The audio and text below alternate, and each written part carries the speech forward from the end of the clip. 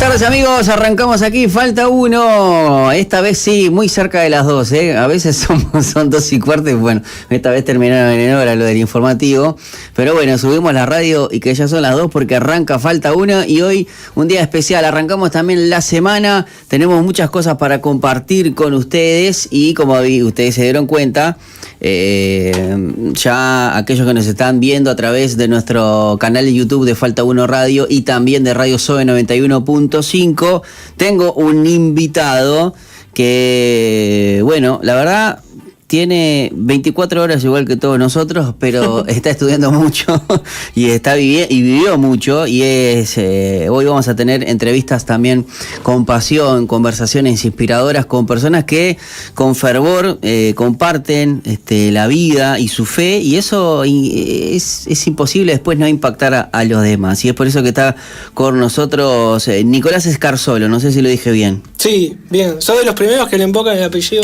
por primera vez. Bueno. Ni familiares, me animo a decir que ni familiares le invocan. Bueno, la verdad que Nico, muchísimas gracias por venir, por compartir esto y lo que vamos a estar hablando. Yo les voy a contar quién es Nicolás. Aquí yo tengo, acá tengo algo como que naciste entre dos movimientos, entre dos mundos. El del movimiento, y el de la mente. Pero, bueno, fuiste jugador y entrenador de tenis. Sí. ¿Sí? Actualmente también entrenador. Ahora entrenador de tenis. Bien, entrenador funcional y coach deportivo. Y bueno, ahora también estuviste trabajando en marketing, consultor de marketing, comunicación y desarrollo de negocios. Y también ahora sos estudiante avanzado de psicología, terapeuta gesáltico y jungiano, ¿no? Sí, jungiano, bueno. Y health coach, y bueno, diplomado en psicología en salud y PNIE, que es... psiconeuroindrecología. Es una palabra re complicada, son como 4 disciplinas de la medicina y de la psicología mezcladas en una sola palabra. Bueno, ya vamos a arrancar con preguntándote, ¿todo esto se conecta en algo o son cosas separadas? No, todo está conectado. Todo está profundamente conectado. Mira, te cuento. Por conexión familiar siempre estuve vinculado al deporte. Toda la vida. ¿Siempre deportista? Siempre deportista. ¿Y siempre el tenis? Siempre el tenis, particularmente.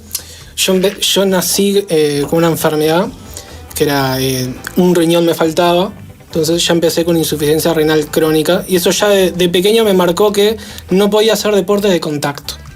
O sea que fútbol, rugby, básquetbol, etcétera, no podía hacer. Así que las únicas opciones que tenía... ¿Era ping-pong? Claro, ping-pong, tenis, correr solo de niño.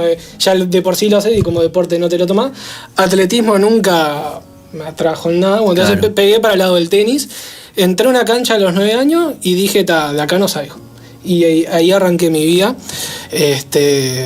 Empecé a entrenar fuertemente a tiempo completo más o menos a los 12, 13 años. Tuve mi etapa de jugador profesional que puede viajar por varias partes del mundo. ¿Qué deporte individualista profundamente el tenis, ¿no? Individual. No solitario, no es lo mismo. Ahí va. Individual y solitario no es lo mismo. Estás rodeado, pero las decisiones son profundamente individuales. La otra vez, bueno, hablando del tenis, ¿no? La otra vez vi, yo no sé si era como un corto de Gonzalo Bonadeo, me imagino que lo conoces, el periodista argentino, sí. que es especialista en todo, pero tiene el tenis. Entonces muchas veces le decían, ¿no? Obviamente el típica pregunta del periodista deportivo especializado en fútbol, que dice, ¿cómo podés ver o cómo te puede atraer un partido de tenis? Claro. Y Gonzalo Bonadeo decía, pero es espectacular, porque vos estás viendo un partido donde un jugador y el otro, en cuestión de segundos, es una toma de decisiones constante. Mira, un punto suele tener no más de 15 segundos cada punto. Lo entretenido que tiene por ahí el tenis para quienes se cuelgan a verlo en televisión y uno no lo entiende, hay algo que está bueno, es que no tiene horario. O sea, a mí se me ha pasado, por ejemplo, mi pareja me dice, che, vas a jugar un torneo, ¿a qué hora volvés? Y no sé, media hora si me dan por todos lados o en 3 horas si está bueno. Entonces ya de por sí el que pone play y va a ver un partido, sí, no es una cuestión de 90 minutos. Claro, no tenés tiempo. Entonces ya ahí de por sí genera una expectativa. Y siempre tiene que haber un vencedor. Y siempre gana, no hay empate. No hay empate. El partido más largo de la historia duró 3 días, que se jugó en un torneo muy famoso en Wimbledon, que tiene un reglamento muy especial, que es no se puede jugar de noche con luces porque afecta la visión. Entonces lo tuvieron que cortar en 3 mañanas. Fue 12 horas el partido. Ya rompió récord Guinness de deportes individuales mayor cantidad de tiempo. O sea, imagínate un espectador que paga para ir a un torneo y se clava 12 horas. Les encantó. Fue la misma vez el partido con más concurrencia. Sí, y además, claro, Wimbledon, Roland Garros, estamos hablando de que son torneos de la ATP, sí, que son los Grand Slam. Los 4 mayores, claro. En los cuales vos tenés una cancha central, pero a su vez tenés... Claro, tenés todas las del costado. ¿Las todas del costado? ¿Qué? Y el reglamento es, una vez que la ficha que organiza te pone en esa cancha, no te pueden mover. Y este partido era entre dos tipos, jugaban bien, pero no eran las grandes estrellas del momento, que eran Federer, Nadal, Murray, etcétera, Djokovic. Entonces los pusieron en la cancha 18, que es como una cancha que tiene gradas para, no sé, 600 personas. Claro, pero se corrió la bola. Che, mirá. Demoró, que... claro, y siguen. Y me acuerdo que pasó algo muy épico, que era la final de la Champions ese día, y ganó un rating ese partido en Inglaterra. Y era, no me acuerdo, ese año quién estaba en la final, era un equipo inglés. Y al otro día los diarios hablaban más del partido de 12 horas más largo de la historia que en la propia final de la Champions. Qué locura, ¿no? Y obviamente también el tenis también tiene sus competiciones grupales, ¿no? Como la Copa Davis. Tiene juegos por equipo, pero claro, no deja de ser individual. O sea, tiene su dinámica. Sí, porque vos aún así tenés los singles, los dobles. Exacto. Pero sigue siendo uno. Claro, inclusive más profundo. O sea, cada golpe y movimiento, aún en equipo en dobles, es profundamente individual, porque el que le erra sos vos o el que le erra es tu compañero. Claro. Pero no hay una dinámica de te la paso y le erramos juntos. Claro. O descoordinamos una jugada. Es siempre 100% tu responsabilidad, aún en equipo o en pareja. Bueno, no nos vamos a meter eso, pero claro, es una buena analogía también. También es 100% tu responsabilidad dentro de un equipo.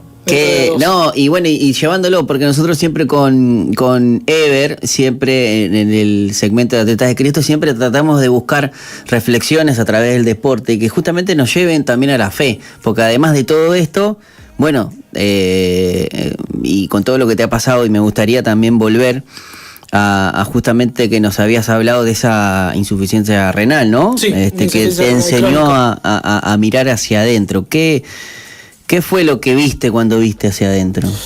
Bueno, yo me convertí, mira, el día que me tuve una lesión, que hasta ahora tengo un almohadón acá, nadie lo ve, pero tengo un almohadón acá en la espalda, tuve una lesión en la espalda, el día que tuve la lesión me convertí. Porque fue como que algo se cayó y ingresó. ¿Convertiste al cristianismo? Sí. Me acuerdo que ese día fui a ver un pastor, Pedro, que vivía a unas cuadras de casa, y claro, fue la reconstrucción de una vida entera a partir de una vida que se venía cayendo, por una lesión fuerte que tuve. En parte relacionado también con lo renal, porque hay muchas cosas del entrenamiento físico que nunca pude realizar, que siempre generó una desventaja competitiva, y el dolor que tengo es en la zona renal, la lesión que tengo, que es una lesión de cintura. Entonces, bueno, ahí cuando entré con una crisis existencial. ¿Edad? ¿A qué edad fue? Y eso fue a los 21, creo, 21 o 22 habrá sido. Y fue fuerte, o sea, tuve una crisis, para los que están en el ámbito deportivo, el perder el deporte, también se habla del post carrera, ¿viste? Cuando se pasan a claro, pero no es lo mismo perderlo cuando supuestamente es cuando terminaste. Claro, que en la mitad. Sí, 21 años. Mitad o inicio, ¿no? Entonces ahí tuve un encuentro con Dios bastante interesante, desde sueños, desde visiones, hasta mucho relacionamiento, una profundización en la fe muy grande. Y bueno, de hecho terminé, no en Atleta de Cristo, pero en ese momento no lo conocía, pero a los pocos tiempos, uno de mis primeros trabajos como entrenador fue en Estados Unidos. Me fui a vivir a Estados Unidos mucho tiempo, a San Francisco, que acá fue un milagro divino, porque al año que me convertí yo fui a un campamento en una iglesia, y ahí estaba en pura oración, búsqueda, nueva vida, para dónde arranco, qué hago. Sabía que tenía que hacer con el tenis, pero no sabía muy bien cómo. Y dio la casualidad de que un amigo de mi grupito de amigos, un chico que vive en Estados Unidos, vino a visitar por verano. Y resulta que, yo nunca lo conocía, resulta que él era profesor de tenis en Estados Unidos, en lo que acá llamaríamos una concesión que el Estado le había dado de un club deportivo. Entonces era una iglesia con un club deportivo. Claro. Y me animaría a decir que es la única iglesia, no me animo a decir del mundo, pero por lo menos que conozco, que tiene cancha de tenis. Y el chico uruguayo que vivía allá coincidió que fue a visitar solamente la mañana a un amigo que teníamos en común. Y dijo, mira, él también juega al tenis. A los 3 meses terminé en Estados Unidos. Jugando al tenis y ministrando y como entrenador allá. Claro, porque viste... Y se dio todo un movimiento de Dios muy lindo. Claro, porque viste que nosotros acá asociamos, lo voy a decir, capaz que es una visión también que viene de Estados Unidos, ¿no? Que son los mormones, por ejemplo. Que ellos tienen, está la iglesia y está el la templo cancha de básquetbol. Y la cancha de básquetbol, que es que es básquetbol, voleibol. No tienen cancha de tenis, pero claro. Digo que a lo que voy es cómo ellos a través de lo que podría ser el deporte o abrir. Yo nunca lo vi lleno eso. Claro. Pero quizá porque está mal gestionado, capaz porque puede ser. viene la gente de... Claro, porque es lo que pasa cuando uno no adapta a la idiosincrasia del país. Exacto. Capaz que en Estados Unidos se llena. No, se llena, no sé, y la relación... Pero acá como que no. Yo les cuento siempre que nosotros había llegado el evangelio al barrio y éramos muchos gurises y claro. Agarramos y teníamos la iglesia del mormón ahí y fuimos, le dijimos al padre y dijimos, mirá, obviamente nosotros la aprovechamos para predicar el evangelio, claro. Pero hasta que el hombre, el obispo se dio cuenta, ¿viste? Y no nos lo contó más. Pero él estaba chocho porque nunca lo había pasado, digo, pero cómo a veces no nos damos cuenta que ese tipo de cosas atraen, claro. para poder justamente el fin final que quizás es a través del deporte poder predicar el evangelio. Y bueno, y allá en San Francisco, ¿cómo te fue? ¿Qué fue lo que descubriste? Bueno, allá en San Francisco descubrí un mundo, literalmente un mundo.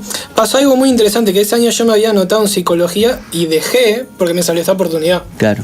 Entonces, ahí bueno, estuve entrenando. Pasaba algo muy interesante, que una vez lo hablaba con Ever, que me parece muy difícil también de explicar fuera de la iglesia, que es algo cultural con Estados Unidos, es cuando yo volví de Estados Unidos, me costaba explicar en el ámbito deportivo que la razón por la cual había ido allí era un tema religioso, ¿no? Pero eso no quitaba profesionalismo. Lo cual acá en Uruguay tenemos tendencia a que si es algo religioso tiene menos nivel.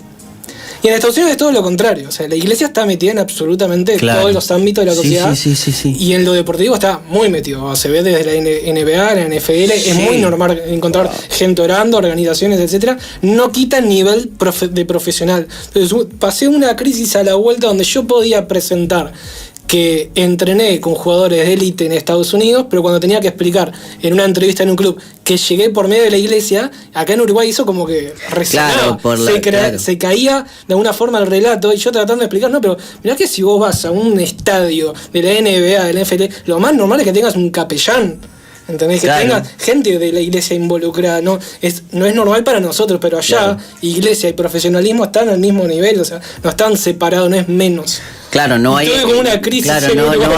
Claro, es lo que nos pasa a nosotros con esto de la iglesia separada del Estado. Exacto. Que nosotros a veces como cristianos, siempre lo repito, hemos sido funcionales a eso. Culturalmente hemos sido funcionales y por una cuestión, yo no sé, de que obviamente de separar hasta incluso vos con todo lo que estás estudiando. Decís que sos cristiano, está asociado como que el que es cristiano no puede tener un título. Claro. Y es lo más incoherente que existe, porque si vos ves todos los premios Nobel de todo, prácticamente el 60-70% son personas cristianas, católicas y protestantes. No, inclusive son muy pocos lo que son. En el área de psicología, que ahora después contaré cómo terminé ahí, que era una pasión que tenía, que la pausé por esta oportunidad lógica. Pero cuando uno empieza a estudiar psicología y diferentes áreas, hay algo muy lindo que sucede con la fe. Yo estoy rodeado también por otros ámbitos de la psicología. Estoy rodeado de personas desde chamanes hasta gente de brujería, un montón de cosas. Súper interesante igual en el decir de que al final del día se empiezan... Vos sabés que me pasó algo muy interesante. Me pasó que un chamán me dijera, che, ¿y tu llamado pastoral cómo va? Hasta ellos lo podían ver. Claro. Y bueno, tuve muchos años de pastor y misión en diferentes partes del mundo, pero es muy cómico ver aún hasta en lugares más seculares, como siempre hay una raíz tan profunda de verdad bíblica en todo lo que ellos están haciendo. Simplemente hay una ceguera espiritual momentánea que se va cayendo con el tiempo cuando uno persevera en oración, en virtud, mantiene ahí la relación con las personas.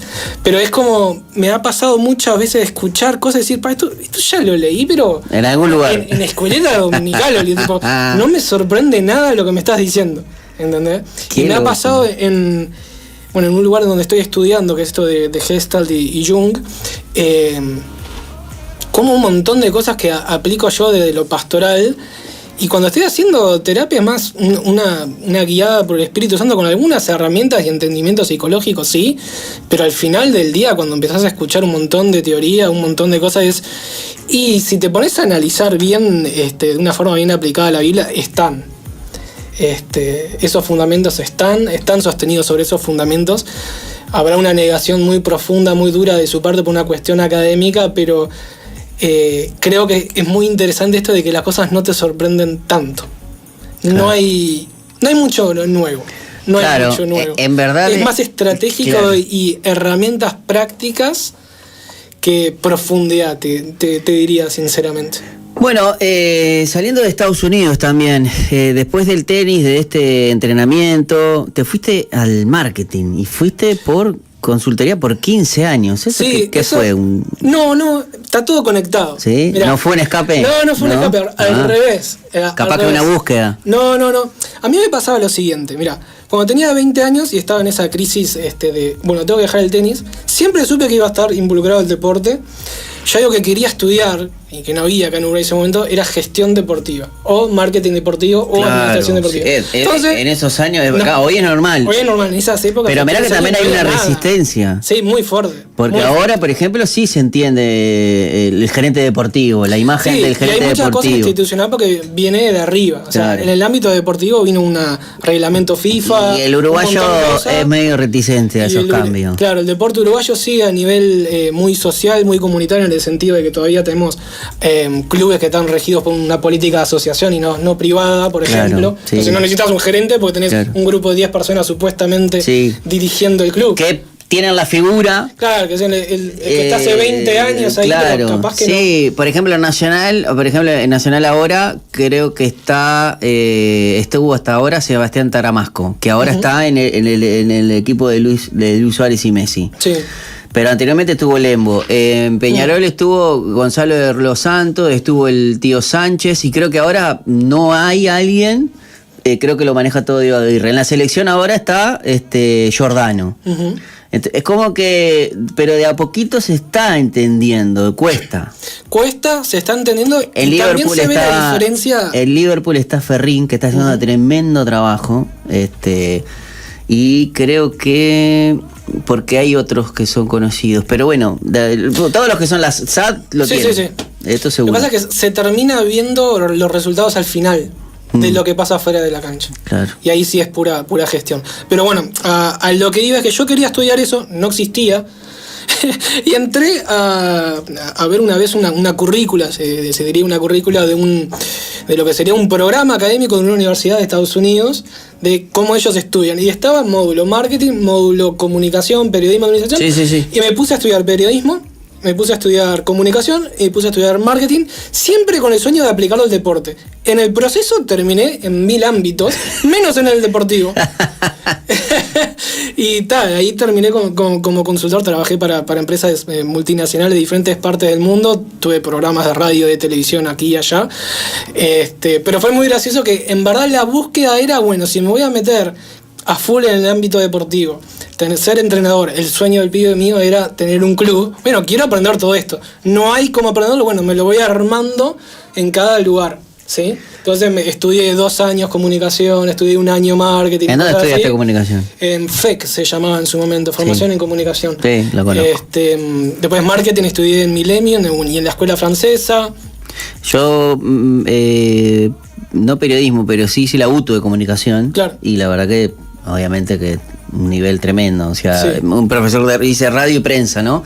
El profesor de radio era jefe de prensa de los móviles de exteriores de Radio Carve, y la verdad que es otra cosa. O sea, Sí, sí, no, yo lo práctico. Sí, yo tengo una anécdota que me encanta cuando estudié en ese lugar. El primer día que fui, llegamos, nos dieron a 2 camarógrafos y nos dijeron vayan a hacer entrevista.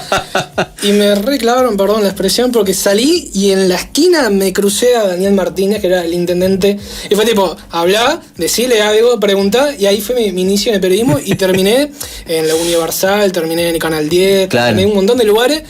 Menos en el deporte. Claro, Marketing terminé sí. con startups de tecnología, terminé en pila de industria, menos la deportiva. Entonces di todo una vuelta y recién cuando tuve surgió el tema de la enfermedad terminal, fue como que empecé a retomar y reunir un montón de cosas. Dentro de eso retomar psicología. ¿Qué psicología? Había empezado a estudiar psicología deportiva. Claro. Lo de coaching deportivo. Sí. Pero siempre desde el inicio fue tipo, bueno, me quiero meter al mundo de deporte, quiero atajarlo de todos los lados posibles. No hay una carrera, bueno, me la armo yo. Perfecto. Nico, y en todo esto, todas estas cosas que hemos hablado, ¿qué papel juega Dios en todo eso? Bueno, Dios en todo esto tiene un papel clave que fue... Vamos, no me voy a meter tanto en teología. Terminé como pastor mucho tiempo. Fui misionero en Centroamérica también, en Panamá, Costa Rica, etcétera, donde también trabajamos a través del deporte. Gracias a un ministerio deportivo viajé a Estados Unidos, Bolivia, Brasil, Panamá, Chile, toda Latinoamérica básicamente. Y a través del deporte trabajábamos con organizaciones en conjunto que combatían lo que sería trata de personas, tráfico de personas, Eso te también drogadicción, etcétera. Bueno, porque estamos en el campo... En organización, claro, aparte en Centroamérica heavy, sí. es un salto enorme, ¿no? Porque narcotráfico, trata de personas, reinserción laboral de migrantes. ¿Cómo fue que llegaste ahí? No, porque en verdad eso es lo lindo, lo deportivo te conecta con todo tipo de personas. Sí, claro, que más allá del tenis, que era mi deporte, apliqué todo el conocimiento deportivo para luego utilizarlo en otros deportes ministeriales, como era el fútbol, como era el básquetbol, pero principalmente el fútbol. Bueno, ahí íbamos a todo tipo, íbamos a las maras, íbamos a villas, íbamos a un montón de lugares, donde entrabas en contacto directo con los capos de diferentes organizaciones y situaciones barriales, comunitarias, a veces a nivel nacional, que te ingresabas a ellos a través del deporte. Era muy, muy sencillo. Si querías vos de alguna forma conectar con alguien del barrio que estaba en narcotráfico, te lo encontrabas en el fútbol. Chao. ¿Y alguna experiencia anécdota que debo decir? Buena y mala. Varias. Porque te digo que... En Venezuela, bueno, estuve como 3 meses en Venezuela cuando fue el 2015, que fue el pico más alto de migración, donde medio que se descontroló un poco la situación. Yo estuve 3 meses allá haciendo una capacitación de coaching deportivo y ministerial. Bueno, y ahí tuve que, cambiarme el nombre, no podía usar mi nombre. Pasé situaciones como tener que cambiar el nombre de un venezolano para mí, para poder ir a buscar comida a una bebita que no tenía comida, por ejemplo, en una fila. No podía hablar porque públicamente afuera de la calle, no podía hablar porque se notaba mi acento. Ya por decir un poco de mi color se notaba, pero el acento no lo podía hablar, se trataba de no hablar con las personas.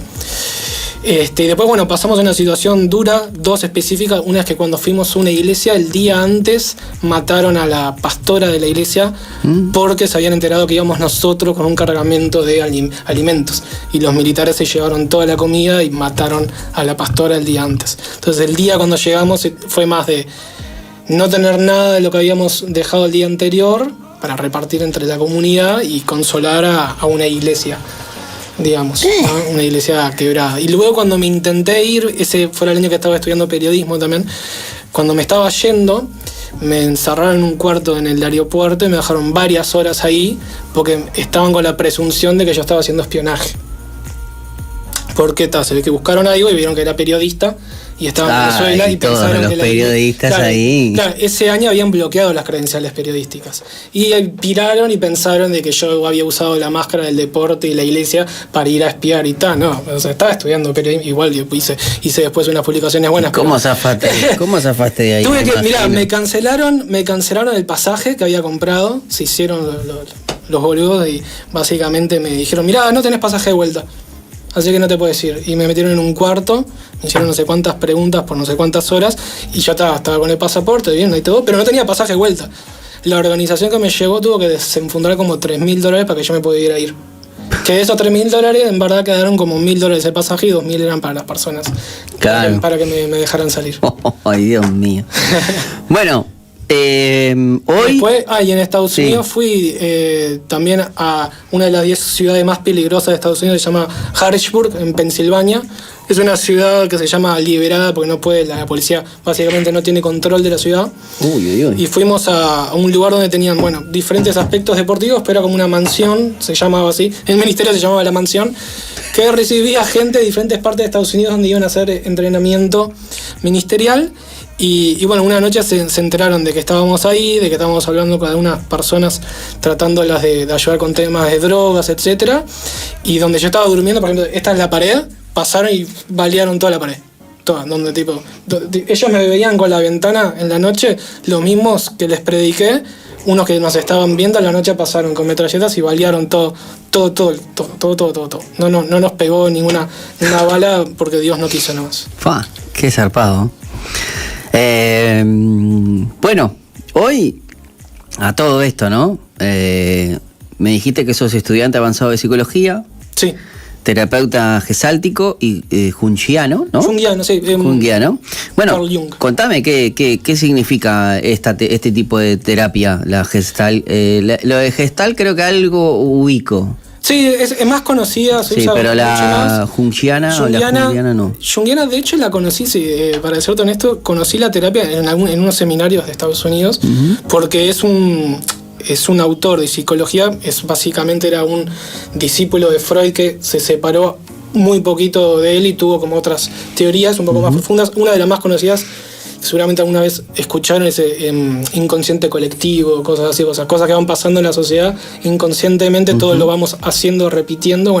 Tuvo esa teoría que lo hizo muy conocido también de los arquetipos, etcétera, pero como era el discípulo de Freud que se separó por un momento por algunas diferencias, pero nada, más que nada tiene que ver mucho con lo simbólico, tiene que ver mucho con un inconsciente más del inconsciente. Freud queda en uno, él va a otro que es el inconsciente colectivo, el inconsciente de lo que sería a nivel comunitario, a nivel familiar, a nivel ciudad, a nivel nación, que eso pega fuertísimo y uno va conectando ciertas cosas.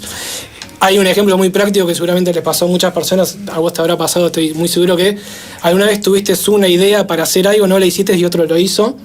Sí. Eso hay muchos ejemplos del inconsciente colectivo. Quiere decir que en el inconsciente colectivo está esa necesidad puesta y la captura uno o la captura otro. Claro. O se da cuenta uno o se da cuenta otro. El primero que lo haga. El primero que lo haga. Pero a veces no te ha pasado de, tengo una idea de hacer esto, no la hiciste por X razón, claro, y la hicieron 5 más. Claro. Una explicación sería porque en el inconsciente colectivo eso ya está doliendo, eso ya está afectando, y así como vos estás buscando una solución, hay 500 más que están sintiendo lo mismo. Claro, así como le hiciste. No lo expresan, claro, no se lo dicen, pero lo están viviendo. Mira. ¿Entendés? Y ahí pasa de, no lo hice y lo hizo aquel. ¿Cómo lo hizo? No sé, no lo conozco, nunca hablé con él, pero encontró el mismo problema y desarrolló la misma solución. Quiere decir que estaba viviendo de una forma lo mismo y estaba muy solapado ahí en el inconsciente lo que estaba sucediendo. ¿Y hay algo específico? Y bueno, la Gestalt... La Gestalt... ¿Cuál es? Sí, la Gestalt es una teoría que en verdad no tiene mucha base científica a nivel psicológico, sino más bien se usa mucho en diseño y ingeniería, la parte de psicología y la Gestalt, porque habla mucho de las formas y cómo nosotros vemos el mundo de determinadas maneras, a través de la observación, a través de la narrativa, y vemos más las cosas como uno que como por separado y cómo interpretamos las cosas.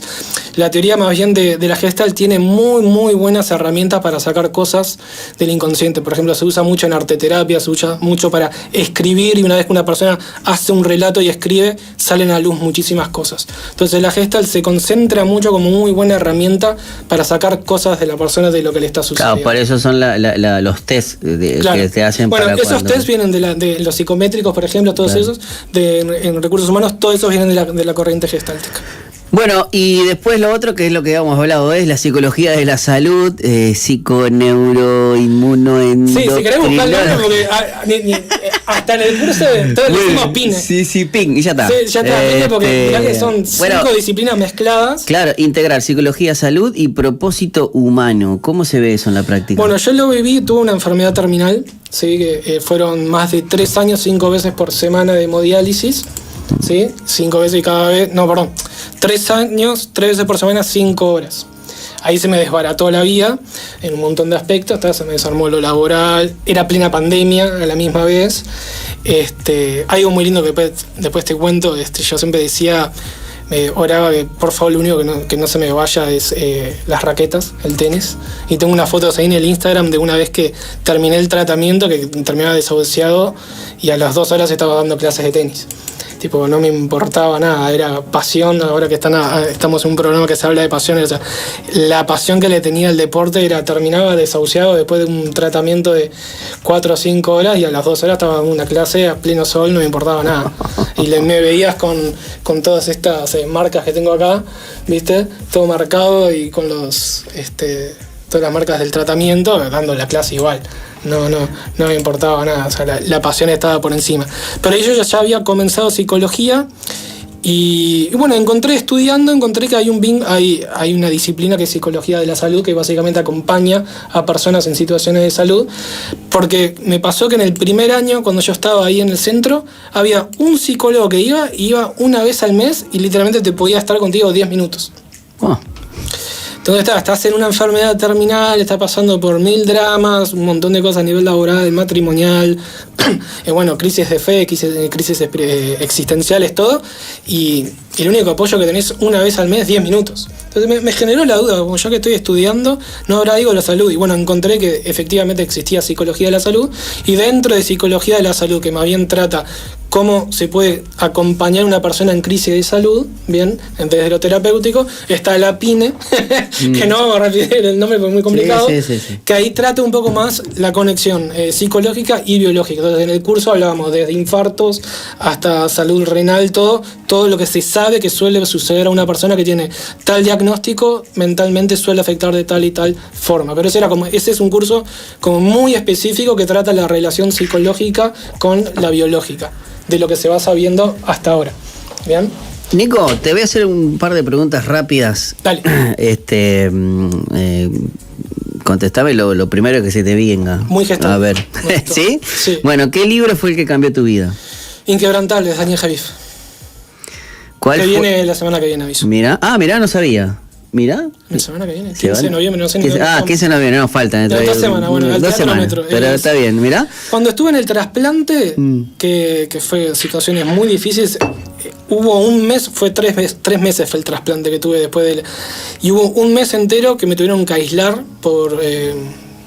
no me acuerdo bien qué es lo que tenía, un virus. Solamente podía ver una persona, no podía tener visitantes. Entonces por un mes estuve en un cuartito blanco, encerrado, y no podía tener visitas ni de familia, ni de pareja, ni de nadie. Solamente un doctor venía al día y el enfermero que solo estaba para mí, afuera, que podía entrar solo por indicación del doctor.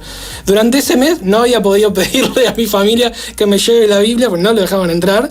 Y el único libro que había llevado de casualidad el día que ingresé a emergencia, que estaba en la calle y terminé en emergencia, lo tenía en la mochila, era ese libro. Me lo comí vivo, ni tele tenía. Entonces estuve un mes en un cuarto, encerrado, con muy poca conexión más que el celular, por suerte. Pero ese libro, Inquebrantables, fue un antes y un después. Lo sigo leyendo, lo releo todos los años. Bien, vamos con otra preguntita más rápida, para conocer un poquito más a Nico. Me dijiste entonces, ese libro es el que cambió tu vida. ¿Cuál es el ritual diario que no es negociable? Levantarme y estudiar. Estudiar, vamos a llamar amplio, puede ser desde un podcast hasta un YouTube, hasta un libro. Es como que me tienta comenzar la mañana aprendiendo algo. Es como una forma diferente de activarme. No me activo con presión, me activo con un poco más, sí, de deseo, no de placebo, pero es ganas de, y sí. No es una ganas de no hacer nada, ni es una gana de algo furtito. Es, quiero aprender algo y arrancar el día habiendo comenzado algo. Te arranco toda mi mañana, es un podcast o un texto. ¿Y si tuviese que elegir un podcast? Pues yo soy muy podcastero, entonces... ¿Muy podcastero? Sí. Hay uno... Ay, me acuerdo del autor, pero no me acuerdo el nombre. Son en inglés. Hay No, uno que tenga que ser en español. Porque... Tiene que ser en español, para... No, tranqui, si no, para igual decirlo. Yo, por ejemplo, hay uno que me encantaría... El diario, bueno, lo que pasa es que ahora están en español todos. Sí. Porque con la IA, sí, bueno, podés. Ahora, hace 2-3 meses empezaron a traducir todos los podcasts con IA. Se siente el mismo tono, es hermoso. Eso es... excelente. El diario del CEO es muy bueno. Creo que es el número 1 en el área de desarrollo y empresas. El diario del CEO, da Joe Rogan también. Y después uno se llama Chris Williamson, que no me acuerdo ahora el nombre del podcast, pero él se llama así. Bien. Todo se trata de desarrollo. Y Jordan Peterson. Y Jordan Peterson también me gusta mucho. Bueno, tenis, psicología o marketing. Si tuviese que quedarte con uno, ¿con cuál sería? Ay, mi eterna crisis me acabas de tirar. No, si no hay dinero en el medio, pasión, tenis. Tenis. Sí. Bueno, decime, bueno, me hablaste justamente de Daniel Javif, ¿no? Uh-huh. ¿Qué frase, cuál sería una frase que te definiera? Viste que él es muy de decir frases que están buenas, pero ¿cuál sería una frase que te define a vos como Nicolás Escarzolo? Ajá, lento y precavido. Bien, muy bien. Y vamos a cerrar con esto. ¿Qué te hubiera gustado saber a los 20 que sabes ahora? Oh, qué buena frase. ¿Qué me hubiera gustado saber a los 20 de ahora? Bueno, que sobre todo en el ámbito, bueno, es difícil cuando tenés una vida deportiva porque toda la parte académica no la tenés tan en mente, sobre todo a esa edad. Pero sí, el otro día estuve hablando con una persona que tiene un joven de 15 años y ya lo están atomizando con el tema de la universidad. Me diría a mí mismo que las decisiones que tome en ese momento no van a ser tan trascendentes como se sienten. Pueden cambiar. Entonces, esta idea de vas a ir a los 20 a tal universidad, probablemente a los 40 es muy probable, y sobre todo hoy en día, como vienen las tendencias, las estadísticas, no trabajes de eso que vas a estar estudiando. Entonces, que se lo tomen un poco con más solfa la decisión de lo que vas a hacer a esa edad, porque puede cambiar trascendentalmente. Yo toda la vida creí que iba a ser contador. Claro. Y bueno, toda la vida no, pero siempre fui de alguien ¿Pero estudiaste contaduría?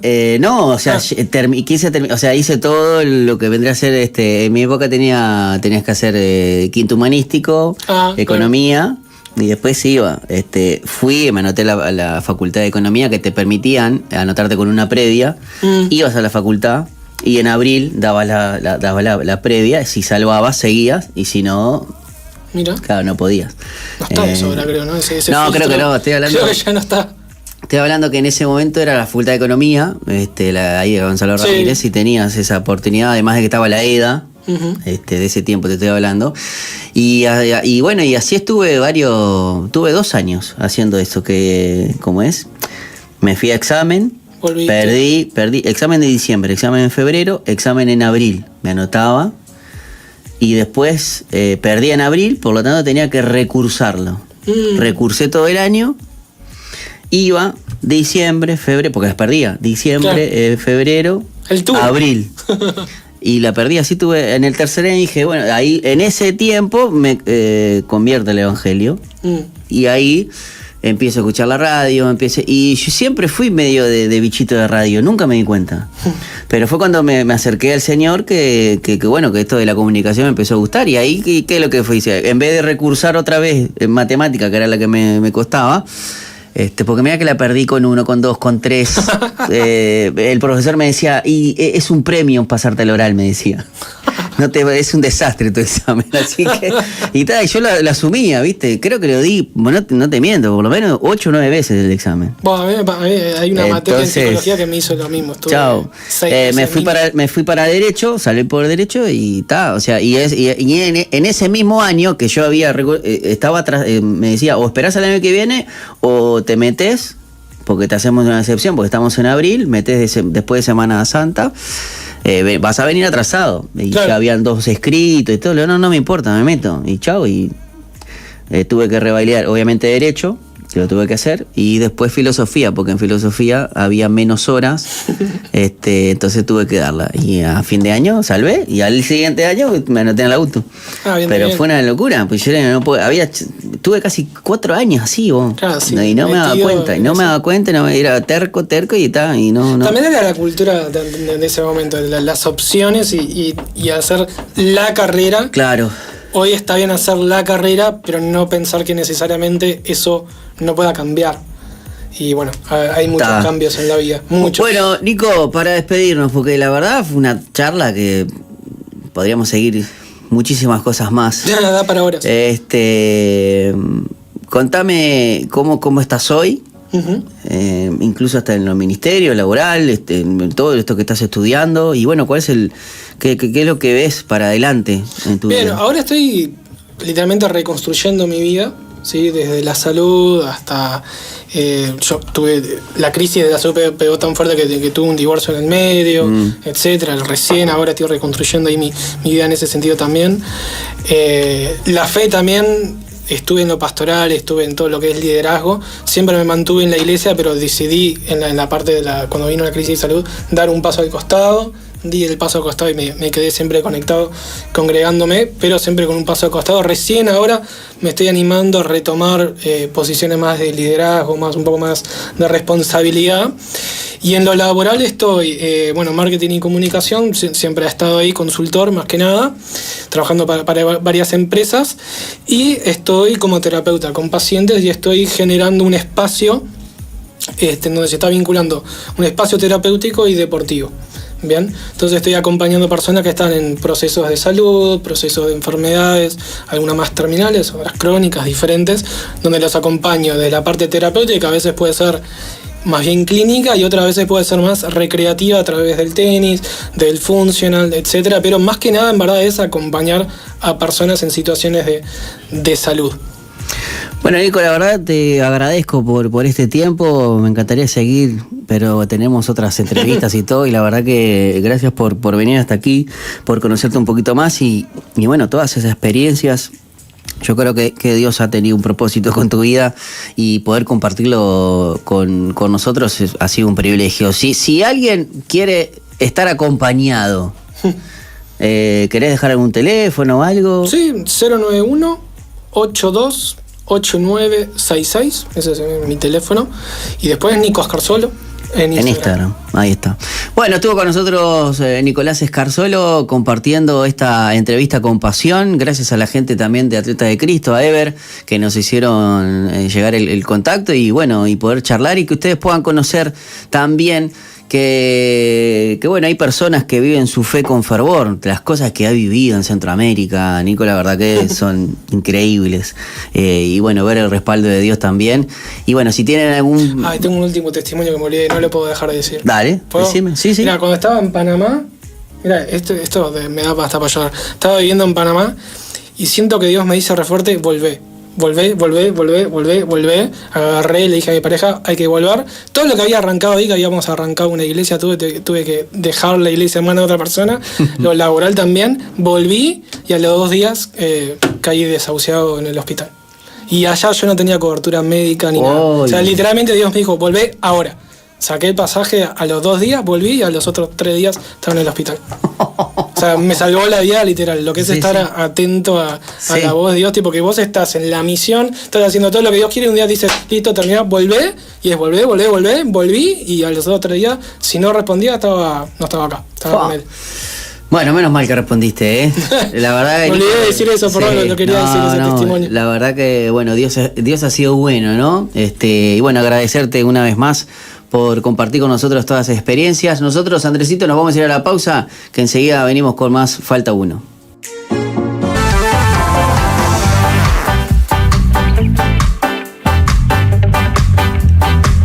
Muy bien, amigos, seguimos adelante aquí en Falta Uno. Queremos pedirle disculpas a nuestro entrevistado que se nos traspapeló un horario, pero bueno, no queríamos dejar pasar el poder sacarnos el gusto de conversar con Un referente, diría, en los medios de comunicación. 33 años de experiencia en radio, televisión, prensa, a nivel de su país, Costa Rica, pero también internacional.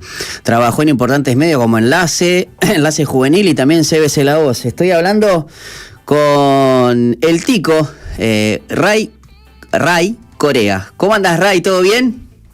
Hola, ¿cómo estás? Qué gusto saludarte y buenas tardes para toda la gente que nos está escuchando allá en ese hermoso país de Uruguay. Usted sabe que yo Uruguay no lo conozco a esta altura de mi vida. No te puedo creer, Ray. Créame, hermano. Créame, no sé. Tantas, esa es una deuda que tengo. Sí, con tantas cosas que nos unen. Sí, hermano. Me imagino que algún otro uruguayo tenés de amigos, me parece. Oh, sí, tenemos muchos amigos uruguayos y todo. Y hicimos muchos amigos uruguayos después en los mundiales y después de los mundiales seguimos siendo amigos. Sí. He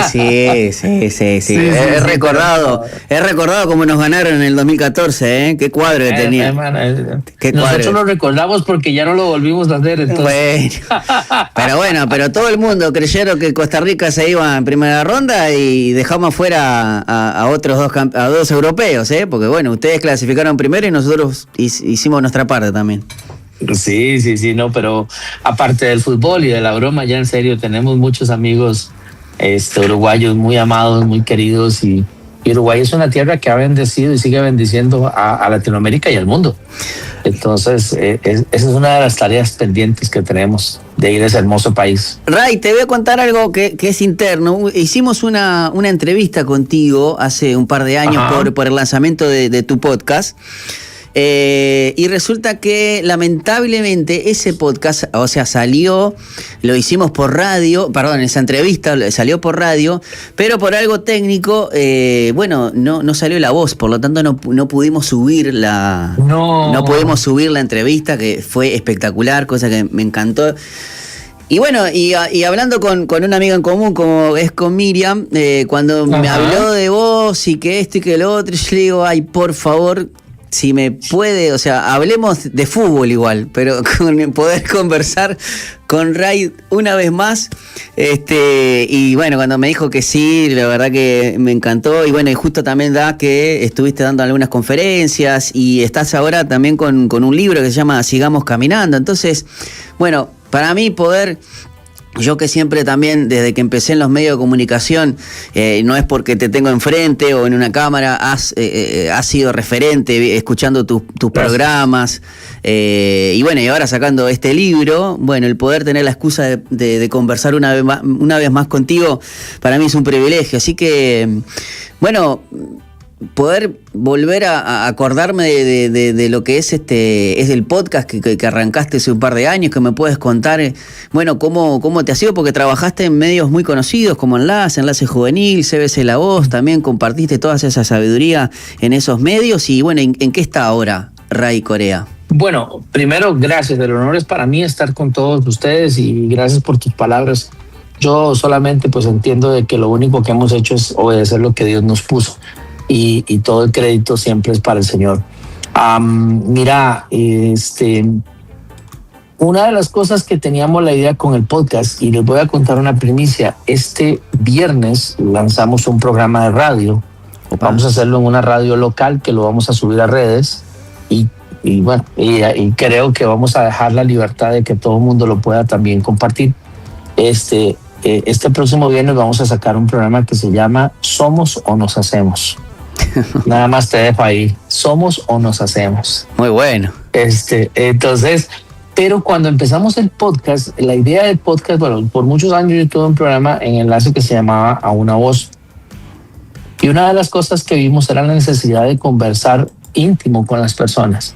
Y el podcast, eso fue lo que sacar a la luz muchas cosas, con personajes, con invitados. También hubo una temporada que lo que hicimos fue compartir diferentes temas de la vida social y no solamente temas bíblicos, sino temas de crecimiento espiritual y personal sobre todo.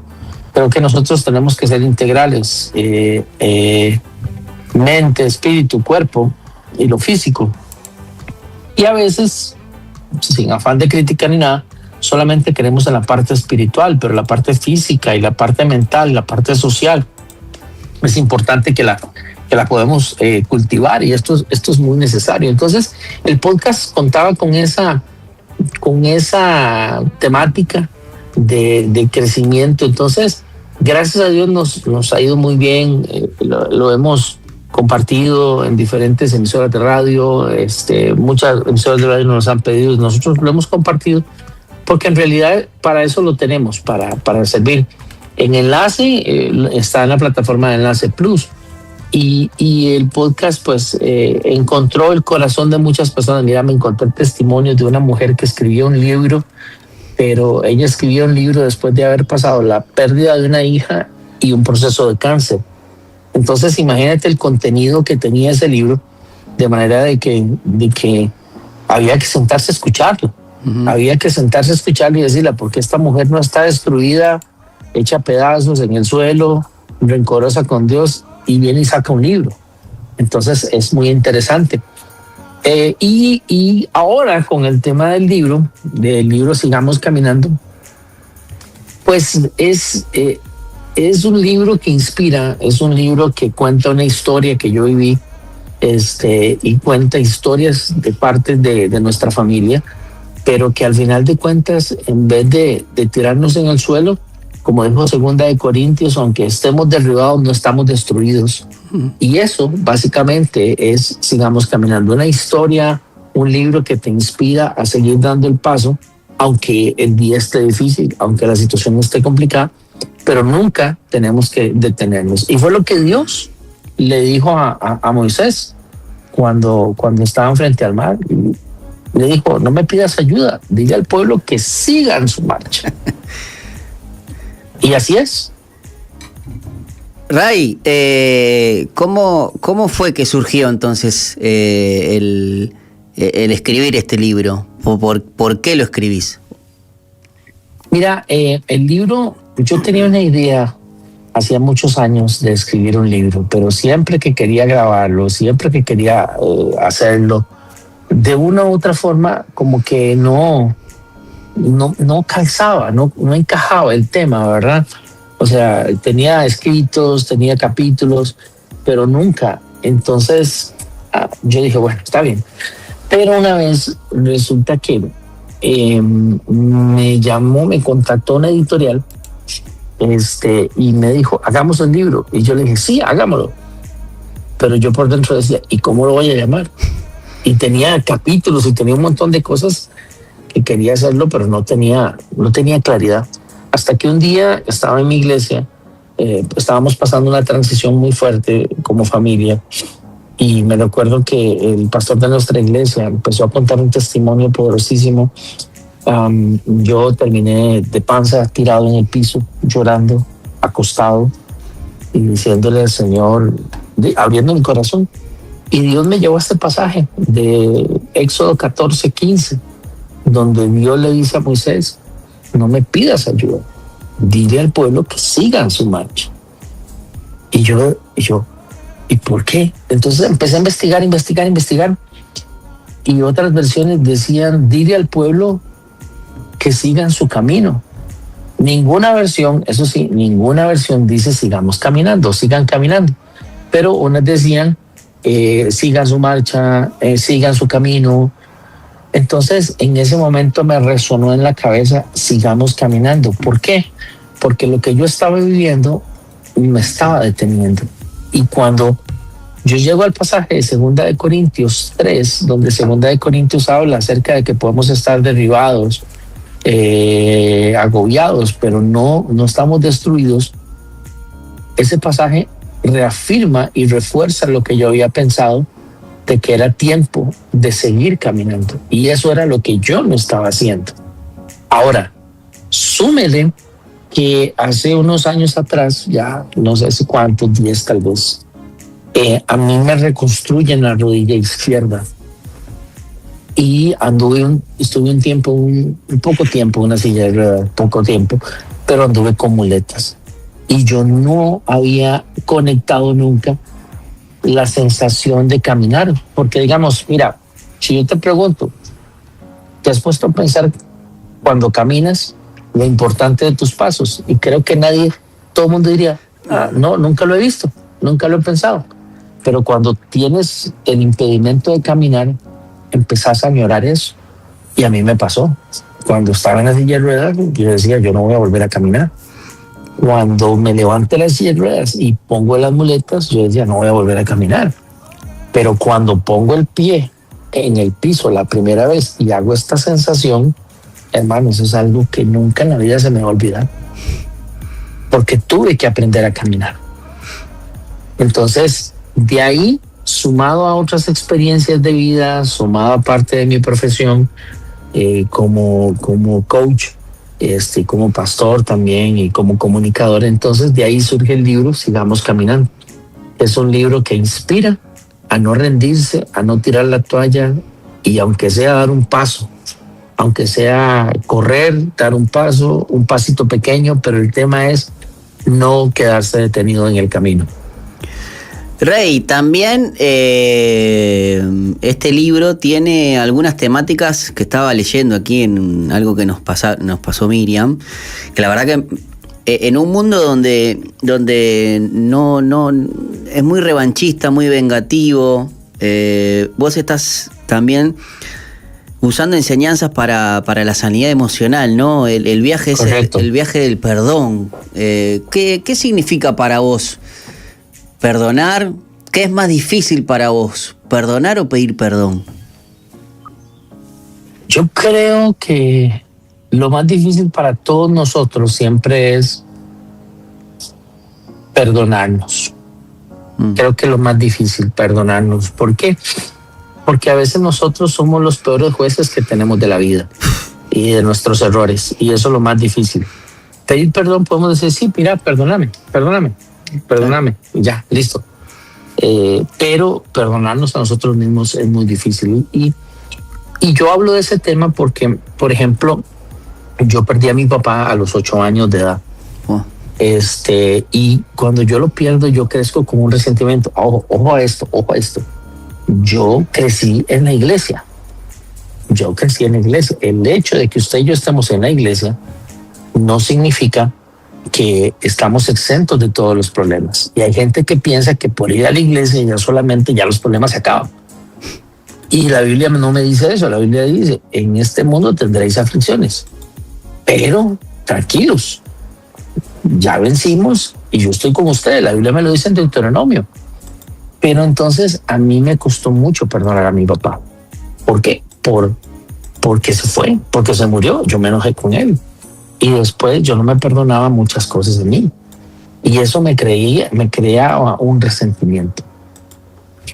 Entonces, yo hablo de eso porque una de las cosas que estamos viendo en estos tiempos es cómo hay liderazgo, cómo hay pastores, cómo hay jóvenes, cómo hay esposos, esposas, que cargan un tema emocional de falta de perdón y no se perdonan sus errores.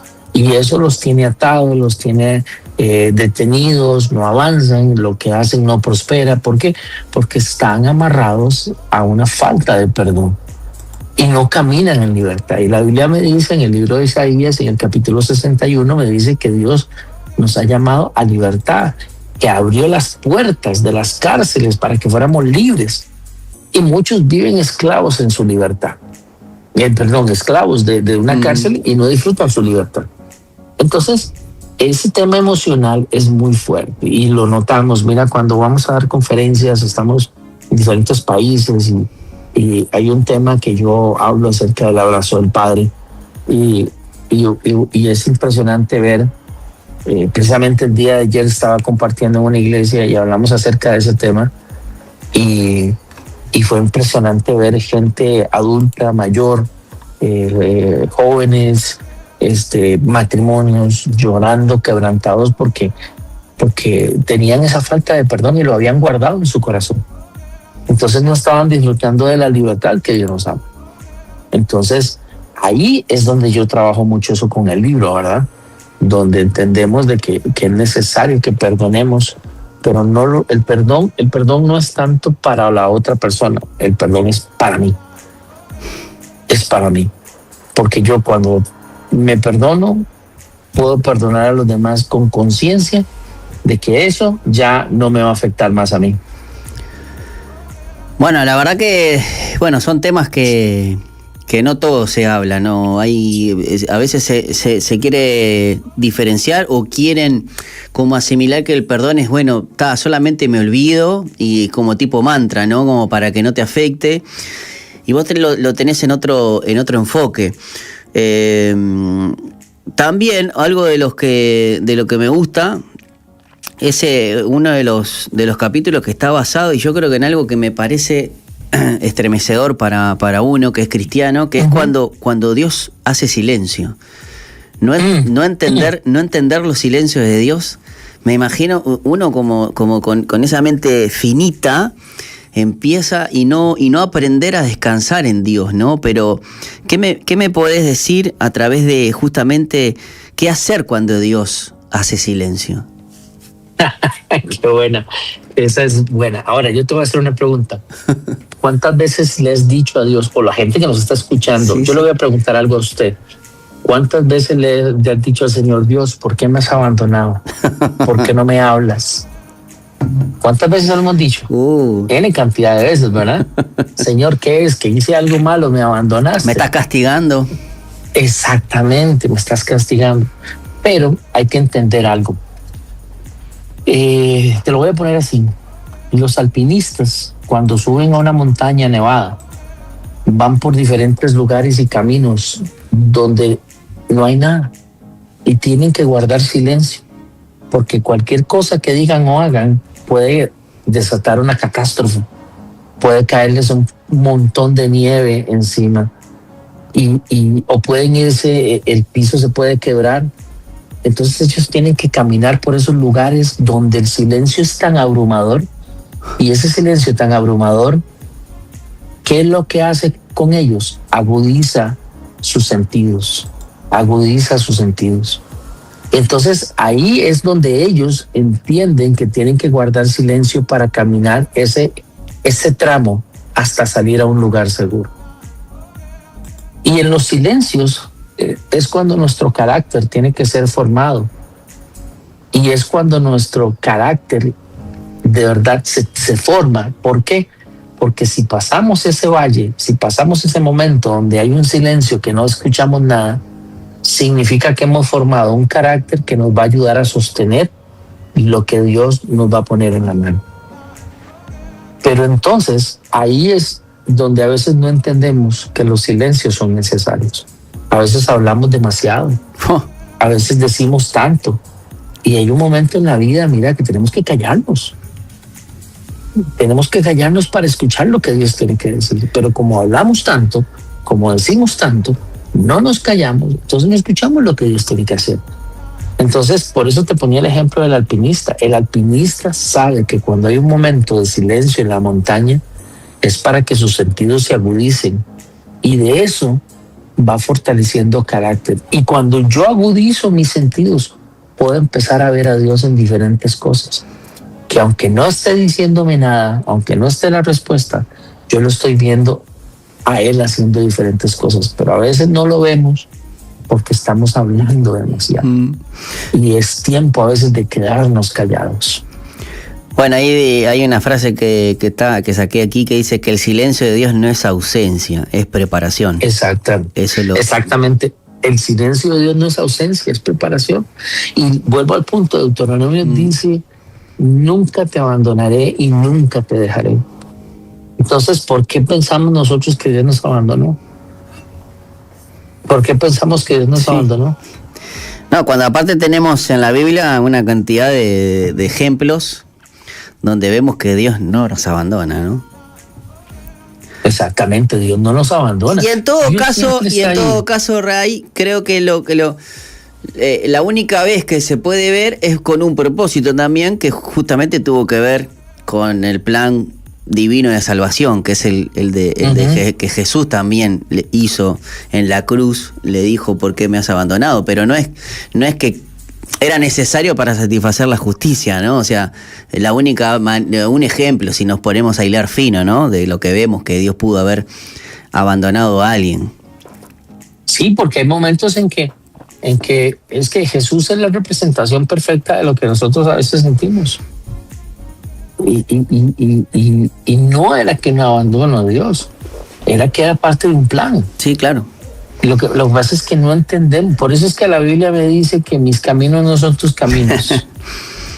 Entonces tenemos y caminamos por caminos totalmente diferentes a los que Dios tiene trazados para nuestra vida. ¿Cuál es la diferencia? La diferencia es que yo quiero hacerlo a mi manera, yo quiero hacerlo a mi forma, yo quiero hacerlo como yo quiera, como crea, y la verdad no me interesa lo que piensen los demás, inclusive no me interesa lo que piense Dios, porque yo quiero que Dios lo haga así, como yo quiero, y lo tiene que hacer así, porque así no, si así no es así, no funciona.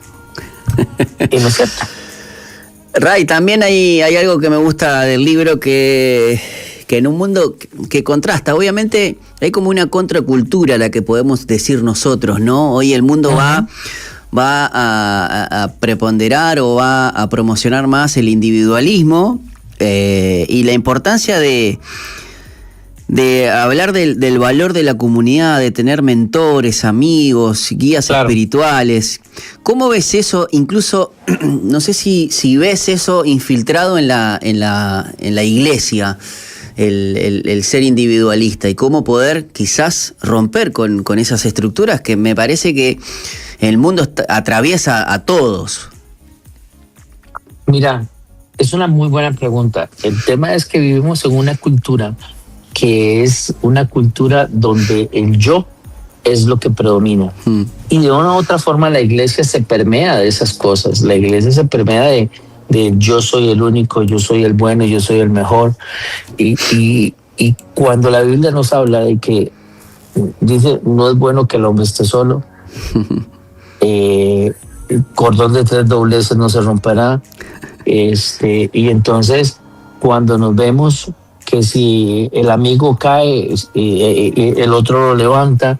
Entonces, cuando vemos todos esos versículos, la Biblia me habla de que nosotros no podemos ser islas que estemos caminando solos, pero el mundo y la sociedad nos vuelven individualistas, nos vuelven cortoplacistas y nos vuelven personas muy yoístas. Entonces, ahí es donde tenemos que tener mucho cuidado, porque con el afán de que yo quiero ser el mejor, con el afán de que yo quiero tener la mejor iglesia, o quiero tener el mejor sermón, o quiero ser el mejor comunicador, o quiero ser el de top en las redes sociales, entonces me estoy equivocando y estoy desvirtuando el mensaje de la Biblia y como la gente me está viendo a mí.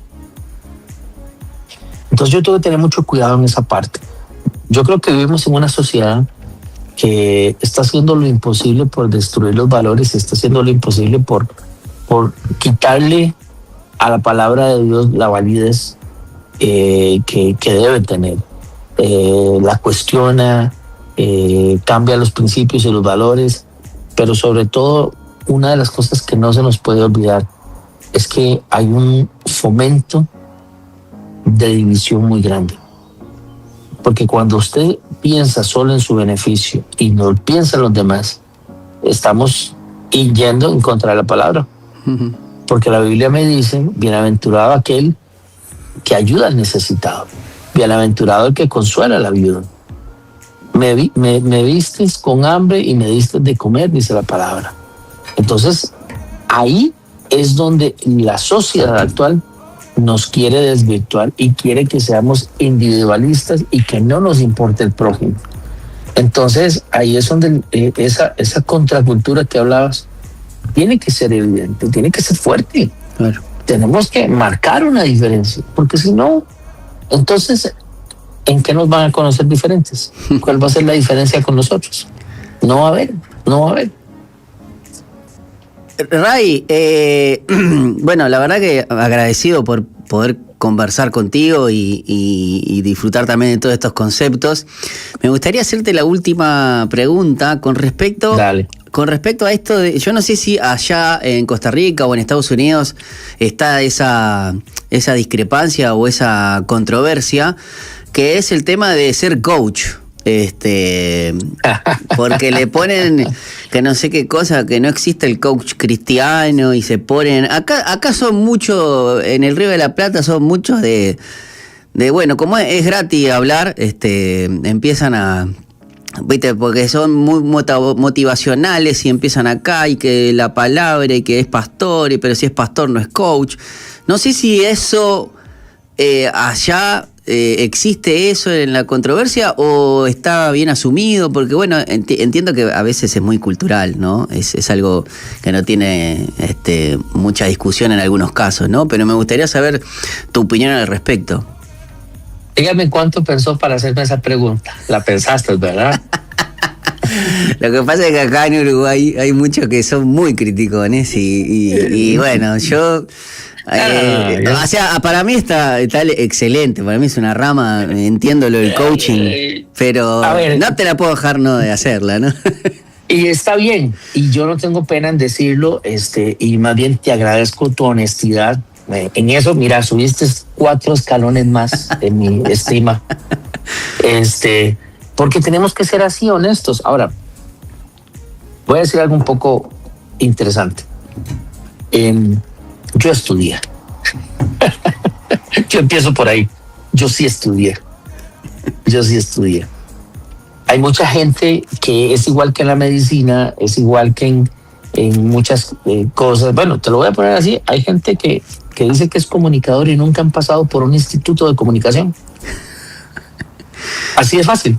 Y dicen que son comunicadores y yo les hago una entrevista, les hago una plática o por ejemplo, te voy a decir algo a mí, cuando saco yo mi libro, yo pasé por mucha gente que eran comunicadores que yo tuve que hacerles la entrevista porque no podían hacerme una entrevista. Entonces yo digo, caramba, ¿cómo se atreven a decir que son comunicadores? Ahora, vuelvo al punto. Yo me pregunto, ¿por qué hay gente que utiliza el que son coaches y no se han preparado, no han estudiado? Es como alguien que diga que es médico y no estudió medicina. Claro. Entonces, no se vale. Ahora, eso por un lado. Por eso te dije, yo sí estudié. Entonces, y la otra, ahora, yo soy primero padre de familia, yo soy profesional en otras ramas y estudié la parte de la ontología como una ciencia para conocer el arte del cuerpo humano, o sea, cómo funciona el ser humano. Ahora bien, yo creo que el tema de ser coach, tiene que manejarse con mucha sabiduría, porque aquí también nos han cuestionado, pero yo antes de coach, yo soy una persona que soy un líder en crecimiento personal, con atestados y todo eso. El tema es que le ponen bíblico, le ponen cristiano. Bueno, sí, Jesús hizo muchas cosas que son de un coach. Pero el problema es cuando yo digo que la única verdad y la única razón es lo que yo estoy haciendo. Ese es el gran problema. Yo no puedo, eso es como una moda, hermano. Te voy a decir algo, eso es como una moda, como cuando decían que lo único que salvaba al ser humano era la presencia del Espíritu Santo. Claro. O voy a decir algo que me voy a meter en líos. Gente que decía que lo único que teníamos que escuchar ahorita es a los profetas. Cuando la Biblia me dice que yo tengo que leer su palabra, y esa es la profecía más exacta que hay. Claro. Entonces se vuelven modas, y el problema es cuando yo digo es que eso es lo único que hay que hacer. Eso está mal. Claro. Eso está mal. Ahora, con el tema del coach en sí, pues hay que tener cuidado. Hay gente que prefiere que yo diga que no estudié coach, y con él, perfecto, digan que yo soy administrador de empresas, digan que yo soy un comunicador de profesión, digan que escritor. Entonces, ahí pueden decir, digan que tengo una certificación de estudios en Estados Unidos, en Denver, y lo que quieran. Si no me quieren decir que no me digan cosas. Mira, yo voy a un programa en una radio, en un canal comercial, y yo no soy coach, yo no soy pastor, soy motivador de vida. ¿Y cuál es el problema? No hay ningún problema. El tema es cuando yo pienso que lo único que yo estoy haciendo es lo único que cuenta y que vale, y del mérito lo demás. Entonces hay que tener mucha sabiduría, Ahora, yo te voy a decir algo. La Biblia me habla de 5 ministerios, ¿verdad? Sí. Y todo lo que aparte nosotros hagamos, nos preparemos, que eso yo invito a todos los líderes a que se preparen y que estudien. Por favor, estudien y prepárense. Pero la Biblia me habla de 5 ministerios. Y esos 5 ministerios hay que respetarlos.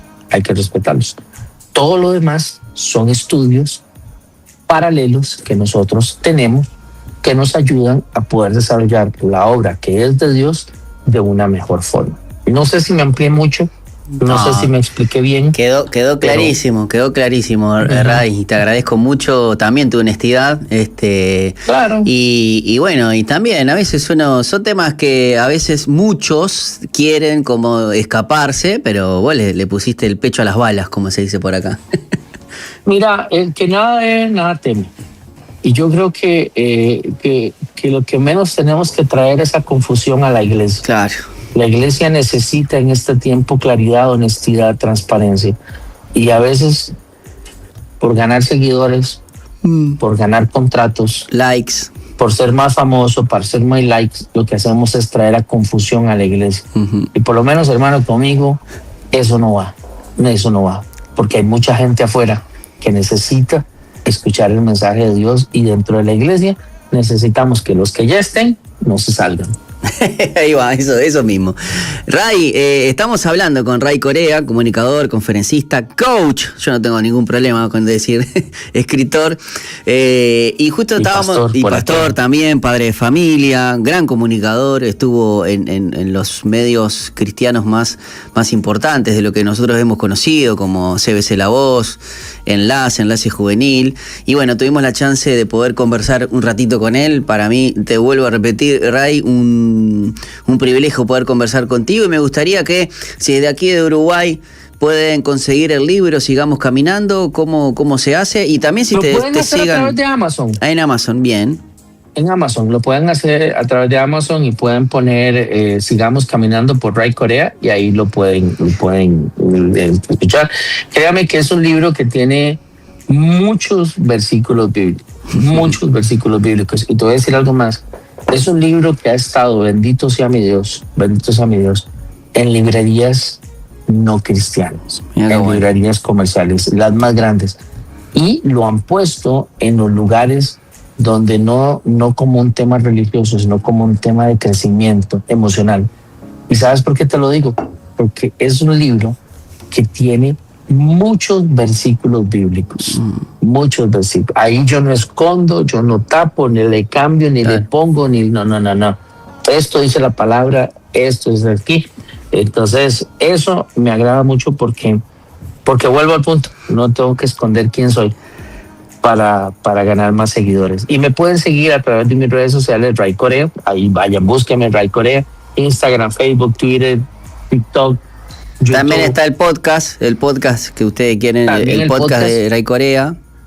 Lo pueden escuchar en Apple Music y en Spotify. Y también, si quieren, todos los lunes a las, que sería, bueno, es un poco tarde porque en Uruguay es a las 12, a la 1 de la mañana tenemos un tiempo de oración. Bien. Ya tenemos 5 años de hacerlo, veremos la bondad de Dios. Así que ahí estamos para servirles. Muchas gracias, Ray Corea. Como siempre, un abrazo grande, y bueno, gracias por este tiempo. Te mando un abrazo desde aquí de Uruguay. Ojalá en algún momento puedas venir, y ese abrazo con un rico mate, un buen asado, dulce de leche.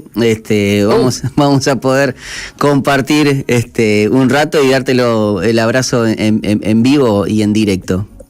Yo sé que sí. Muchísimas gracias nuevamente a la radio, a ustedes. Gracias por este tiempo, y estamos a la orden, y recuerden que hay que seguir caminando. Así es. Andresito, nos vamos a ir a una breve pausa y enseguida venimos con más Falta Uno. Enseguida regresamos con Falta Uno, en la tarde, como vos la querés. El sol nos acaricia, el aire trae perfume a flores, y toda la creación